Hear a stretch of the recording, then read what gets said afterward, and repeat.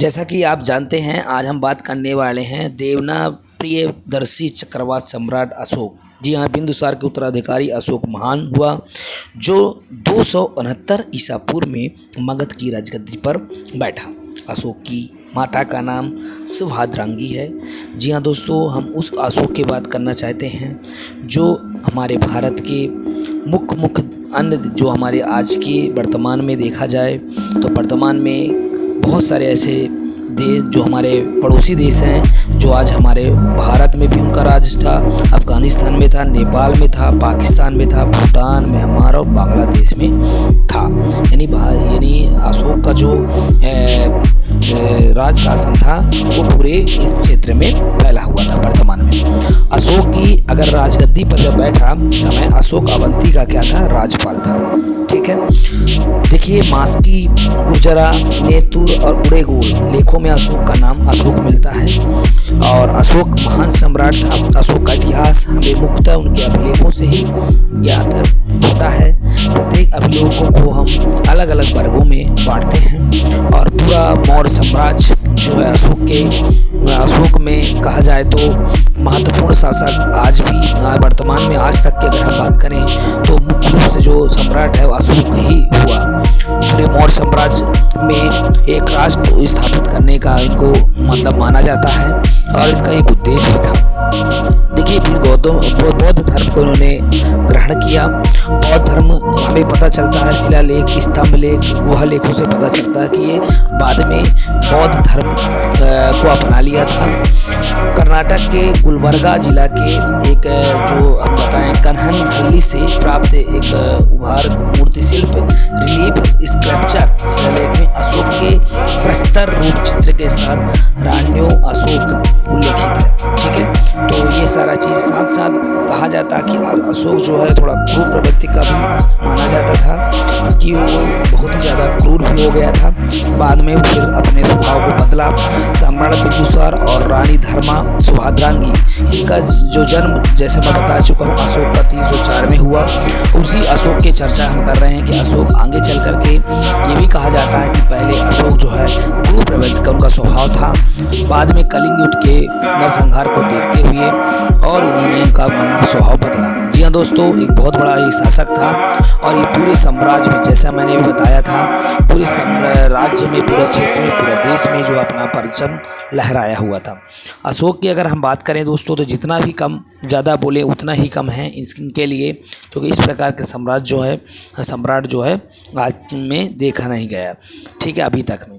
तो ये जो अशोक हैं, अशोक में कई ऐसी चीज़ें हैं कि पहला जो इसका शिलालेख है तो पहला शिलालेख में उन्होंने क्या क्या, दूसरा, तीसरा, चौथा ऐसा करके कुल मिलाकर के इनकी जो 14 शिलालेख में देखा गया तो उनमें अलग अलग तरह से उनके बारे में वर्णन मिलता है। अशोक जब राजगद्दी पर बैठा था तो राजगद्दी में ये देखा जाता था कि उसमें पहला शिलालेखों में अपने नियम कानून और स्तंभ लेखों में, और मैं आपको बता दूं गुहा लेखों में, इन्होंने अपना नियम कानून हर जगह मतलब कोशिश किया कि सभी जनता को इसके बारे में जानकारी रहे।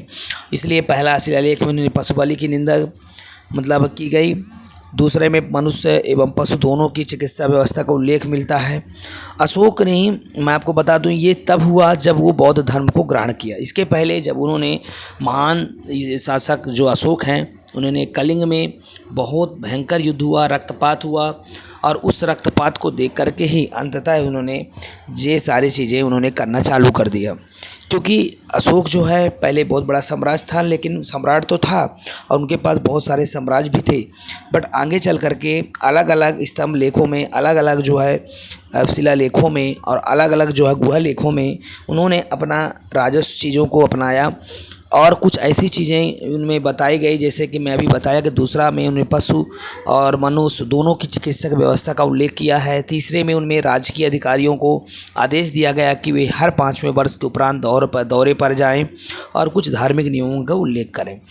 दोस्तों, इसमें भेरी घोष चौथा अभिलेख में की जगह धम्म घोष को घोषणा की गई जब उनका बौद्ध धर्म उन्होंने ग्रहण किया।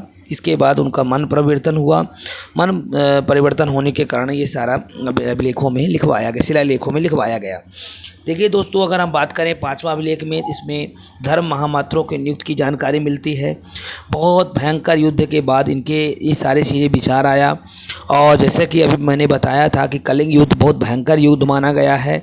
जैसा आप देख पा रहे हैं, कलिंग युद्ध में बहुत नरसंहार हुआ था, तभी उनके मन में ये सारी चीज़ें आई और उन्होंने बौद्ध धर्म को ग्रहण करके, और ये जो शिलालेख में बताया जा रहा हूँ इसमें सारी चीज़ें उन्होंने लिखवाया। 7वां 8वां इनमें अशोक की तीर्थ यात्रा का भी उल्लेख है, क्योंकि जितने सारे महायुद्ध में, इतने भयंकर युद्ध में बहुत सारे ऐसे भी लोगों को मृत्यु हो गई थी, है ना। उनको इतने उनके पापों को धुलने के उद्देश्य से उन्होंने ये सारा चीज़ें उन्होंने बताया। मतलब धर्म महामात्रों की नियुक्त की जानकारी मिलती है, और इनमें अशोक तीर्थ यात्रा का भी उल्लेख मिला है। 9वां में इसमें सच्ची भेंट, सच्चे शिष्टाचार का भी उल्लेख उन्होंने किया, ठीक है, क्योंकि वो महान थे और महानता के साथ साथ उन्होंने ये सारा काम भी किया। इसमें अशोक ने आदेश दिया कि राजा तथा उच्च अधिकारी हमेशा प्रजा के हित में सोचे, ये 10वां अभिलेख में उन्होंने कहा। साथ ही साथ उन्होंने इसमें धम्म की व्याख्या भी की है 11वां अभिलेख में, और फिर आगे चल कर के इसमें कलिंग युद्ध का वर्णन एवं अशोक का हृदय परिवर्तन की बात भी उन्होंने बताई। ये सारी बात उन्होंने इसमें बताई। 14वां में अशोक ने जनता को धार्मिक जीवन बिताने के लिए भी प्रेरित किया, कि वो अपना धार्मिक जीवन में बताएं, क्योंकि बौद्ध धर्म को उन्होंने अनुसरण किया और उसी देश को उन्होंने किया। उपगुप्त नामक बौद्ध भिक्षु से उन्होंने अशोक धर्म में बौद्ध धर्म की दीक्षा ली थी। तो किसके द्वारा दीक्षा ली थी? तो उपगुप्त के द्वारा जो है बौद्ध धर्म की क्या लिया गया था? दीक्षा लिया गया था। अशोक फिर बहुत अच्छे से बहुत स्वभाव उनका बदलाव हुआ, जैसा आप देख पा रहे हैं। साथ साथ उन्होंने खारोष्टी लिपि दाएं से बाएं की ओर लिखी जाती है, तो जानते ही हैं। ब्राह्मी, खारोष्टी, ग्रीक, अरमाइक, ये सारा उन्होंने अशोक ने शिलालेखों में ये लिपि का प्रयोग किया।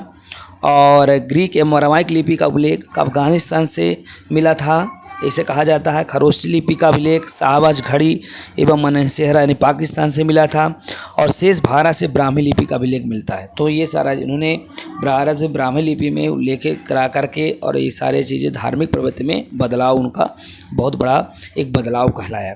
जैसे कि आप जानते हैं कि अशोक के 3 भागों में जो बांटा गया शिलालेख, उसी के बारे में हमने बताया कि पूरा शिलालेख के बारे में आपको चर्चा बताया।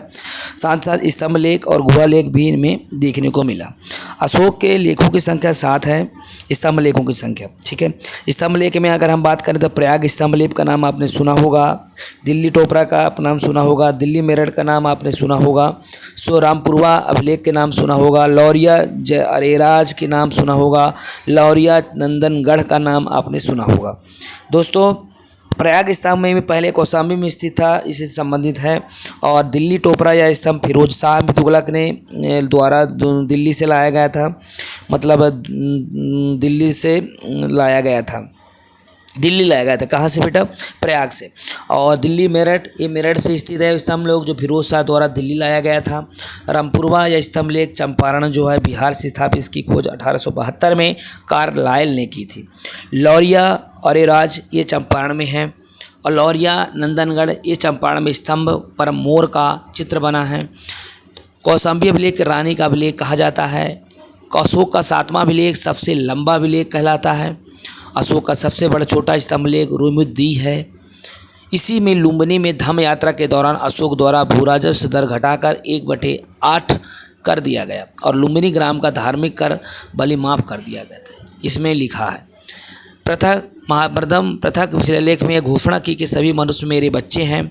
अशोक का सार एक कूना यानी कंधार अभिलेख ग्रीक एवं अरमाइक भाषाओं में प्राप्त है।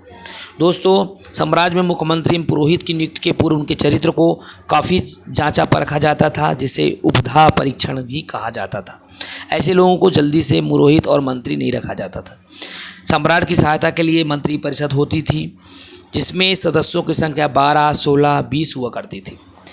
देखिए दोस्तों, अर्थशास्त्र में शीर्ष अधिकारी के रूप में तीर्थ का उल्लेख मिलता है, जिसे महामात्र भी कहा जाता है। इसकी संख्या 18 थी। अर्थशास्त्र में चर जासूस को कहा गया।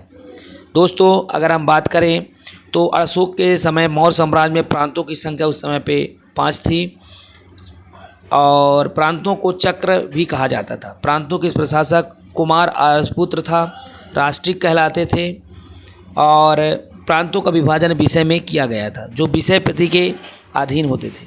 प्रशासन की सबसे छोटी इकाई